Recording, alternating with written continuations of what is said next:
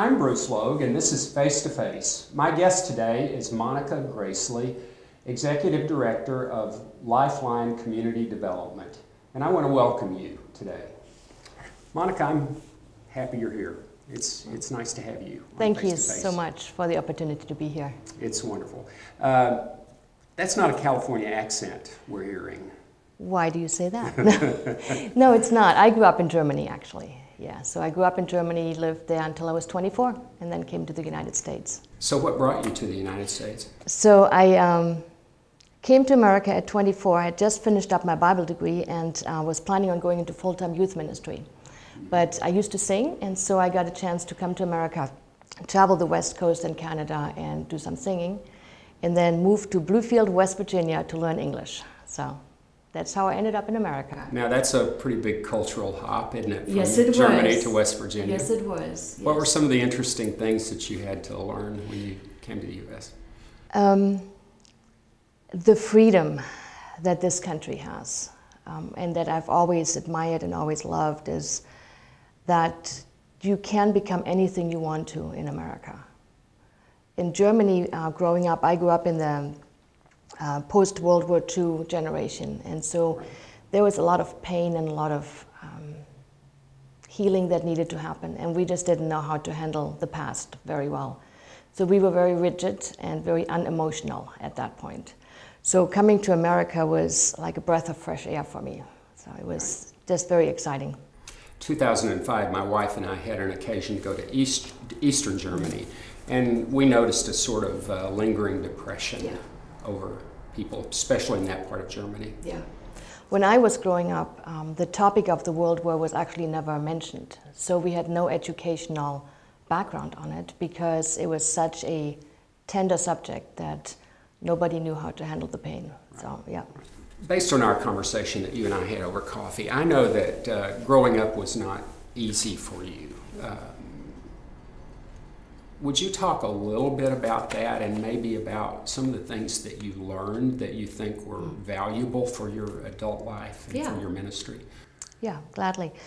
I grew up, so I say, in Germany, and my mother actually had polio when in 1961.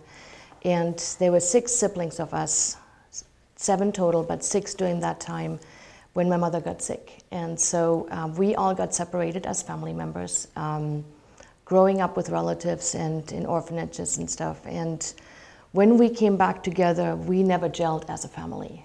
And so not only did we deal with the issue of my mother's handicap, she was now paralyzed. My father started drinking. We were fairly poor during that time. We were living in the ghettos at that point, really. But as a family, we never grew together, and as a result of all of the turmoil in our lives, one of my brothers ended up to be a psychopath that just caused a lot of trauma in our lives. So. Wow. So what do you think? I mean, you never want people to go through those sorts of experiences. I mean, those are terrible experiences. But you do learn things that become valuable to you later. What would you say were some of the things that you learned?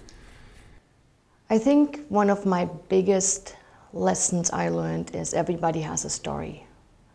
And unless we listen to the stories of people, we don't know where they have been. And so listening to the stories and realizing that the system of life that they have built around themselves is oftentimes based on the story that they have lived. And so unless we take the time and really explore the stories, and unless we take the time of getting to know the person and really learning to appreciate who they are, it's going to be very difficult for us ever to have a real relationship with that person. So I would think that one of the results of that sort of understanding is greater patience with people. Yeah. Willing to stick with them longer as they try to figure things out. Yes. And not judging them for who they are. I think that was one of the most important lessons that I learned coming to America.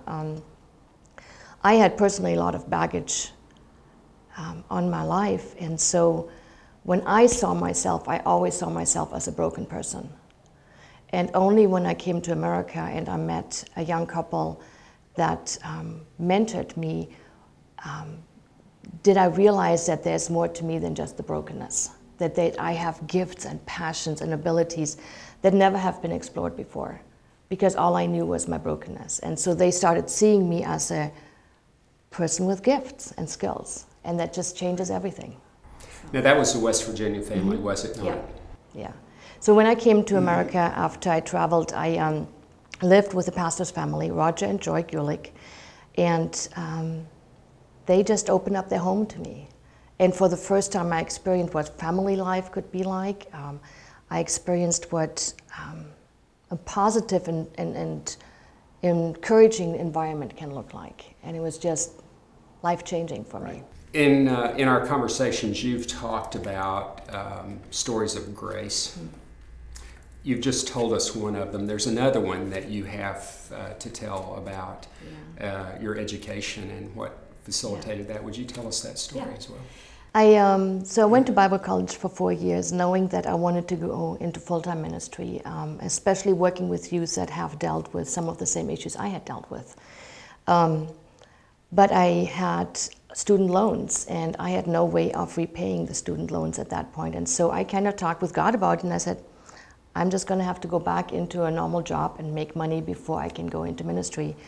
And Saturdays was our work day at the college, and so everybody during break would pick up our mail from our mailboxes, and there was this envelope with equivalents of $6,000 in cash in it, with the exact amount of money that my loan was, with a note in it that said, God told us to give you this money. And nobody knew the exact amount other than our accountant, and he hadn't shared it with anybody else. So it was just a great story for me to experience once again that God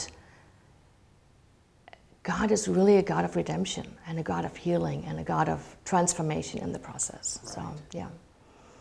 Do you think that the people who have graced your life fully appreciate what gifts they gave you and what it means to you? You know what, I don't think either one of them know what impact it had on my life. Yeah. But it is the small things in life, you know, it's the kindnesses that people show to each other that transform somebody else's life. And that's just the amazing story of grace and mercy in our lives, yeah. Wouldn't you say that's true for all of us, though? I mean, we do things that we just take for granted, and they, in fact, are powerful things in someone else's life. Yeah, yeah. And I think that's why I'm involved with the community, because we get to give these graces and these mercies to each other. And so many times I'm the recipient of it, and sometimes I get to actually gift it to somebody else. Yes. And it's just a beautiful healing process for all of us. You have told me a story that I know has to be a painful story about a gift that you made to someone. I'm not asking you to be real specific about this, but I think it's a powerful story, and I suspect you're the one that was really transformed by it. Yeah, so my oldest brother, who was a psychopath, had cancer, and it was terminal cancer. And so the call went out to my siblings and I, would we consider being a bone marrow transplant? And I remember sitting in my office and calling my pastor, Al Scopp, and saying, God is not going to make me do this, right? And Al's response pretty much was, you know, when Christ died for our sins, did he only die for the good guys? And make a long story short, I ended up being the match for him. And it was very difficult because it brought up a lot of emotions and pain, but it was also very freeing and healing for me personally, because the man who almost took my life was in need of grace and redemption and mercy, and I was able to give him 12 years of life back. He never thanked me, he never acknowledged any of this, but for me, it was grace and mercy in action, and it was redeeming and helpful for me in my healing process, so yes. Which is the thing about gifts, often the giver is the one who is most blessed. Yes.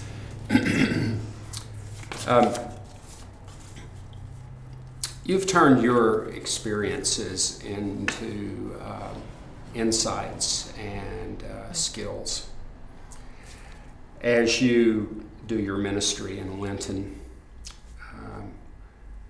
what do you think, based on your experiences, people need? How do you use those gifts and experiences and insights to translate them into useful things for other people?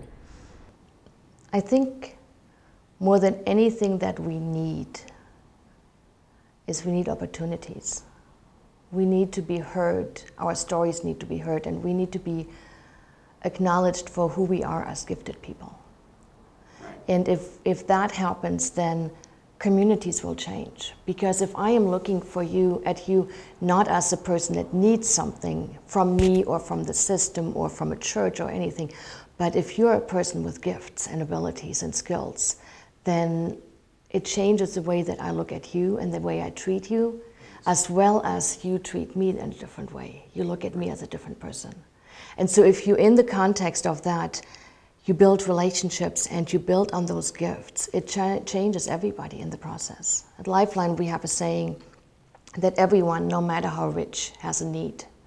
And everyone, no matter how poor, has a gift. And that's why we build and celebrate community. Because if we exchange the gifts with each other, something much bigger happens, synergy happens. And communities and neighborhoods and families are transformed because all of a sudden, we're not focusing on the negative things. I could have dwelt in my personal life on all the things that happened to my life, but it would have just kept me angry and bitter and frustrated. But by looking at what God has given me and how I can use that to the greater good, changes everything inside of me, and it changes everything inside of everybody else and the community in the process. Right. That's such a great saying. Would you say it again? Mm-hmm. Everyone, no matter how rich, has a need. And everyone, no matter how poor, has a gift. And that's why we build and celebrate community. That's worth putting on a refrigerator. Yes, I agree. It's a great saying. What goals do you have for LifeLine? So LifeLine is all about empowering communities.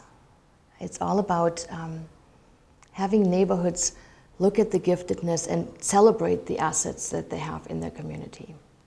So we focus on equipping individual neighborhoods as well as churches and communities and nonprofits in how do you do asset-based community development? How do you look at the skills and the gifts and the passions of a neighborhood, of a church, of an organization, and you focus on those things and you bring them together and you create a little bit of shalom. Because the Lord's Prayer says, may your kingdom come and your will be done on earth as it is in heaven. So we are envisioning communities that kind of represents a little bit of heaven. Yes. You know, where the shalom of Christ is present and where neighbors are caring about each other and where they're just helping each other and empowering each other. Right. So really our goal is to see all of Merced County transformed into communities that thrive, where there might be poverty, but where they're still thriving, because every community can do that. It doesn't have to do with finances. It has to do with the interaction, the relationships that people have built. You have a really good start on that in Winton. Would you tell us one story about something good that's happening in Winton? Well, an individual story would be Ernie Solis. Ernie used to be a drug dealer and a criminal, and then decided on his own to really give back to the community, but didn't know exactly how to do that. And so he became part of our leadership team in Winton, and now coordinates a lot of the efforts that are happening out in the Winton community. He knows the community members, he has lived there. He does things like, we have community members that decided they wanted to have some trees because there are no trees on Winton Way. And so he just helped coordinate community members to get the trees, plant the trees, water the trees, maintain the trees. You know, that's community building. Yes.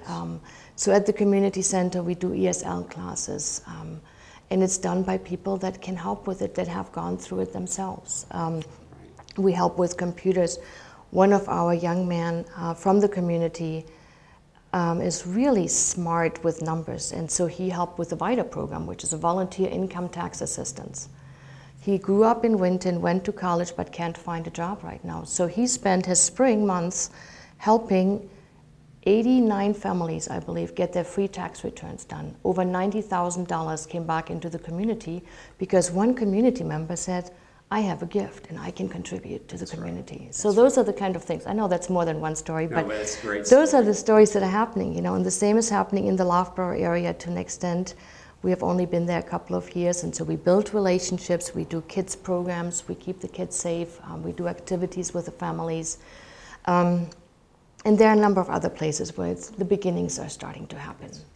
That's pretty incredible. A man with no job brings $90,000 back into the community. Agree. Yes, it is, isn't it? Yeah. Monika, I want to thank you for joining me today. This has been a wonderful conversation. Thank you so much. And I want to thank you for joining us today on Face to Face, and I hope that you'll stay tuned and join us for our next conversation. I'm Bruce Logue.